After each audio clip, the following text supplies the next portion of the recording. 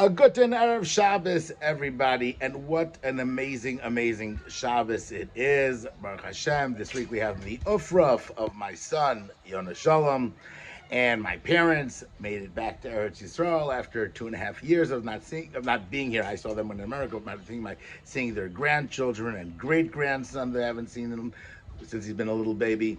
And especially exciting, we have Baruch Furman right over there visiting us as well.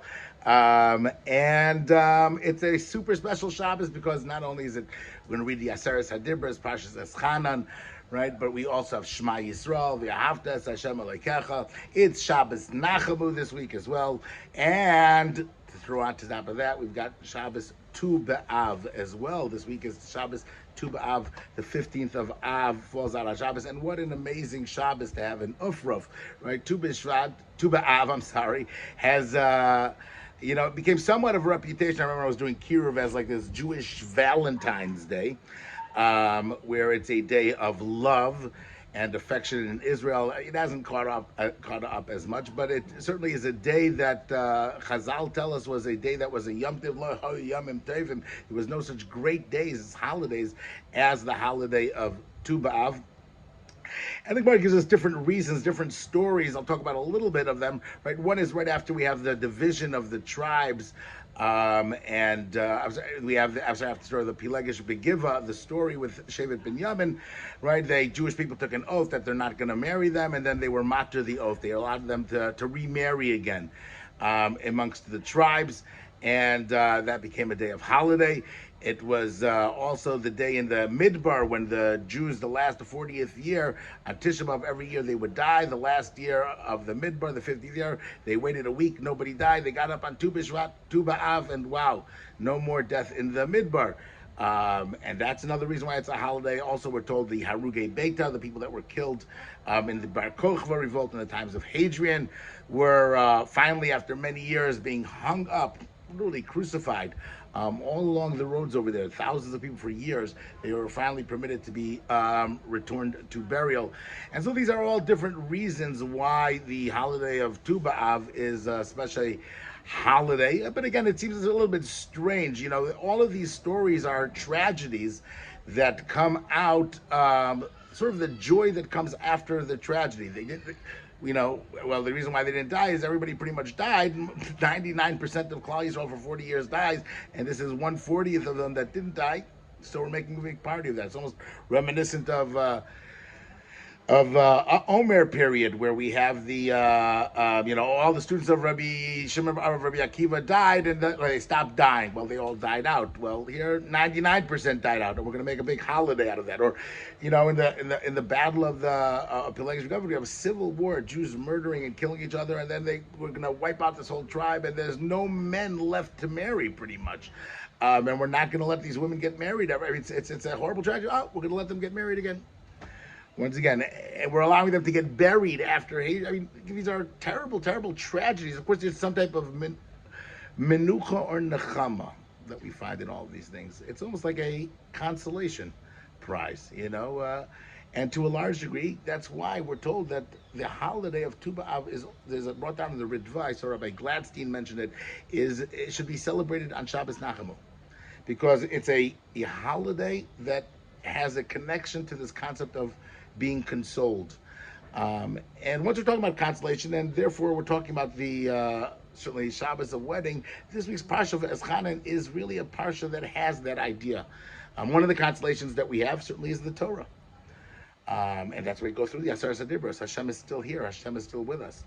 There's another concept that I think comes up in the Shema as well, and I think that's an important concept that I saw some powerful stories that really blew me away this week. On the pasuk on the mitzvah, it says, "V'ahavta es Hashem Elokecha." We should love Hashem b'chol levavcha, with all your heart, b'chol nafshecha, with your soul, b'chol me'odecha, and with all of your me'od, with all much of your very, translated usually as your money, monetarily, all your material, wealth.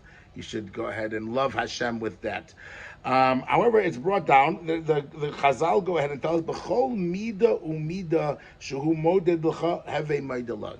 For every single thing that Hashem does to you, you have to say, "Thank you, Hashem." right? We have to go ahead and admit, we have to recognize it, we have to appreciate Hashem in the worst of times, right? We believe and we recognize Hashem and we thank Hashem for that, right? A person has to thank Hashem and bless Hashem on the bad, just like he has to bless and thank Hashem for the good. And the question, I just want to show you the extremes of where that goes to. And Rav Margalit Sefer, once again, I'm quoting from, he brings down a fantastic, it's a mind-blowing story that Reb Hirsch Meir Ribmanov lost 17 out of his 18 children. First of all, it's just incredible that he had 18 children, right? But 17 of them died. And he always had emunah. He would always be the symbol of somebody that would show faith, right? Would be modal and thank Hashem, right? He says, and actually one of his children was sick on Parshat Va'Eschanan, and he turned to Hashem, and she was getting ready to die, and he turns to Hashem, Va'Eschanan al Hashem be'es hahi lemar. I implore you, Hashem, on that time, saying. He said, "Be'es he that which says be'es in that time. It's be'es means I'm like mivaes is to be scared, to be nervous. Tsar pachad." He goes, "I'm asking you, Hashem, please don't ruin my Shabbos. I have to take my daughter, but please give me a few more minutes of any Shabbos." She lived for another day or two, and then she died. But his worry was about connecting with Hashem. And they asked him one time, "How do you survive such a thing? How do you have such faith? How can you show that power?" He said, I learned how to have that power from a woman that came to my father, Rav Mendel Meir Ribmanov. And there was a chassid once that came to a Ribmanov chassid that he didn't have children for many, many years, and he came to Rav Mendel Meir Ribmanov. And he realized, that for brachas, he said, I have to do something for the Rebbe so I could get a real bracha. And he heard that the Rebbe didn't have one for Pesach, so he went out and he purchased everything that he could, matzahs and wine and meat and this, and he brings it over to the Rebbe's house Erev Pesach. And the Rebbe comes to his house, he sees everything that's going on there, he goes, "Oh, wow, this is incredible. Who did this?" He found out who did it, and he said, "The same way that you gave me chiyas, I want to give you chiyas, and I'm benching you that you're going to have a child." And sure enough, a year later, they had a daughter. And they raised the daughter got older, and it came time for shidduchim. And she made a shidduch with a chashuv of ben Torah. And the mother and the girl said, "You know what we're going to do? We're going to go ahead and make the l'chaim in the house of Rav Mendel Ribmanov. And we're going to bring all the food again." He really gets his chus for that. And she goes and she takes all the food together with her daughter, and they're going. And then on the way, her daughter gets sick. And she goes to say, they stop at an inn, and she dies, the daughter. And the mother's on the way to the daughter's l'chaim. They're going to Rav Mendel Ribmanov. So what does the mother do? She continues to go, and she comes to the base medrash of Mendel Ribmanov, and she tells him, "Listen, Rebbe, I want to tell you an incredible story." He said, "I came over here to finish up a shidduch for my daughter that we had. Somebody gave us a shidduch, and we're going to make a l'chaim here. But on the way, I met a shadchan, and the shadchan told me he has an unbelievable, better shidduch for my daughter. A bacher that's a meyuchas, he's a balmidas, he's an ish chesed, he's a chacham, he's a wise, he's a pikech. He has fabulously wealthy. He has everything that's possible, and he's going to give your daughter everything that she needs." Right, and he goes, "But I don't have anything to give him for a nedunya. I don't have anything to give him to give a present." He said, "The only thing that they ask from me is that I give him big day pishtan. What are big day pishtan? They're made out of flax. They're tachrichim. They're shrouds that we bury. That's all I have to go ahead and give him." Right, and the Rebbe chapped what she was saying, and he understood the story, and he couldn't understand her. That how she could do that. And she says, and the woman continues, she goes, for such a besorah that Hashem has given me this shidduch with him, right? We have to make a l'chaim. And they sat down and they made a l'chaim and they bring out the food.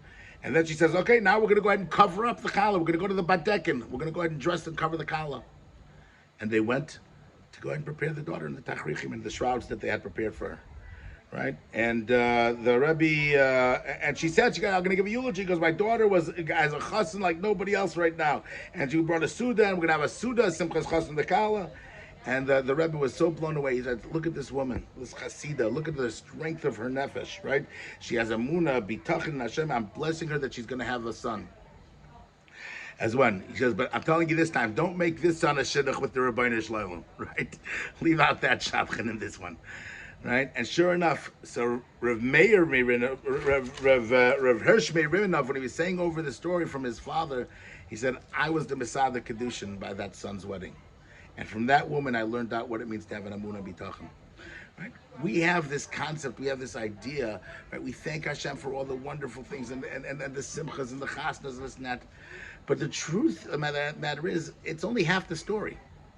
The real story is Hashem is with us even in the sorrow and even in the worst times and the terrible things. And if we can see Hashem in those times, in the tragedies, then we get to see him in the incredible things that he has in store for us later on that will come on. The Shabbos Tu B'Av is the Shabbos when we go ahead, and Shabbos Nachamu, when we sat a whole day and read about all the Taurus and all the tragedies and all the terrible things that happened to Klal Yisrael. Right? And we mourned it, we felt it, but throughout it all, we recognized this is coming from you, Hashem. We're sitting and we're mourning and we're this and that. Shabbos Nachamu that follows that, Tu B'Av, is when we go ahead and we realize that Hashem is letting us bury the dead finally. Hashem is letting us put the past behind us. Hashem is going to go ahead and take the Averas of the civil wars that we had and make a chasan out of that and let them marry once again. Hashem is going to go ahead and bring Klal Yisrael to heights that we've never achieved before. Right? This is the holiday of Tu B'Av. This is Shabbos Nachamu. And we do that. We read the Torah and we read the Shema. V'ahavta es Hashem Elokecha b'chol levavcha, with all of our heart, with the bad things we did, with the good things we did. B'chol nafshecha, even if He takes our soul from us, because He gives us our souls new every day. U'b'chol maidecha, and with every single bit of love. That's the love. If we feel that love from Hashem, then Amir Hashem will be able to express that love very soon. As we leave Tisha B'Av, we're moving on to the Geula Hashlema, the incredible redemption that Hashem is waiting for us.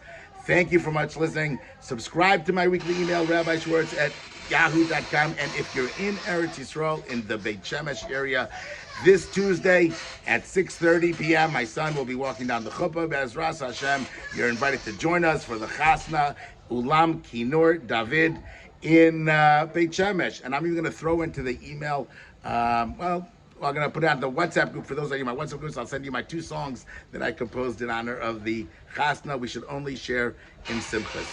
Good Shabbos.